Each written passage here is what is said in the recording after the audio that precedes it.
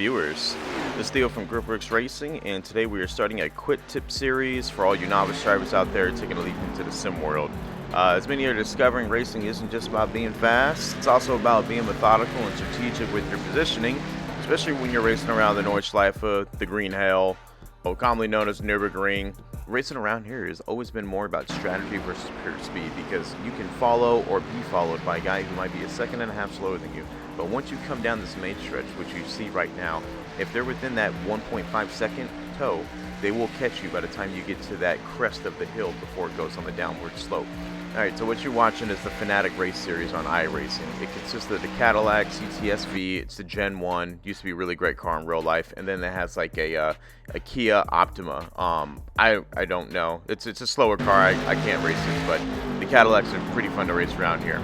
This particular section, again, I'm just trying to point this out, I circled this entire section right here. If you are in first or leading a pack, you do not want to be in charge of that at all. You're in the deficit, you don't have control of the pace, nothing. So as you're coming down here, you can see me trying to take a wider line. I'm off the gas quite a bit, and the guy just doesn't take the bait. Right then and there, I'm like, okay, I have to nail this next corner. And here's another view from his angle on the attack. You can hear him just get right off the gas. And at this point, if I waited any longer, we got, guys coming behind us that are going to catch up. And I was really considering about just parking it right there, just wait for him to get in front. But from this point on, I'm like, all right, well, I got a decent run. I think I was about a second when I pulled up, when I pulled away from him. Now, if you are in this predicament, be aggressive as you can be, especially again if you're leading. You need to just try to maintain speed, but you also need to break that toe as much as possible. But I've seen guys where they turn very aggressively, because you got to remember there's crowns in this road. You can see it as we're driving down. There's a crown in each section. The more that you sit on that crown, the slower your car is going to get over time. So if you're constantly switching back and forth, you're shaving off tenths, which in this, when you're doing 160 in a toe, that you can eliminate that, that gap within seconds.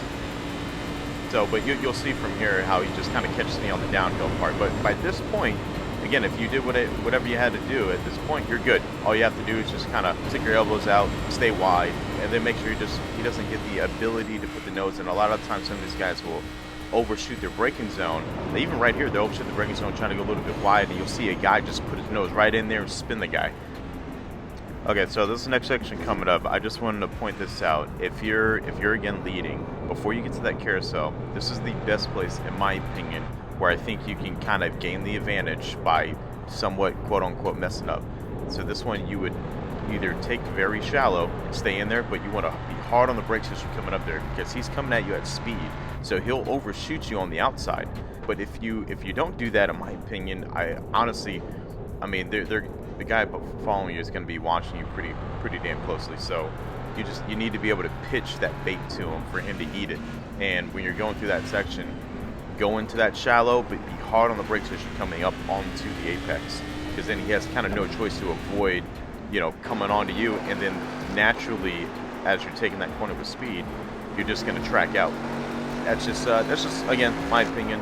I love racing around the ring, so I'm pretty sure a lot of other people do, but for me, I'm not the fastest guy out there, but I've been able to capitalize on the top five finishes, even top 3 podiums, just because of this one little scenario. I'm gonna look for it, but if I still have it, it was in the Ferrari Challenge Series. I think I was sitting 4th, but I was able to get a run on 3 guys because they were in a train down this backstretch, and all of those, all those cars breaking the air for me. I was able to fly up on it within like a 2-second gap. If you just do it right, again, patience, strategy, and you should be able to nail a good position all around here.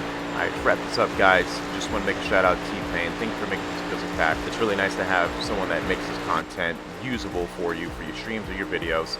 Second, if you guys got questions, feel free to leave a comment, like, share, subscribe. It's going to help us all.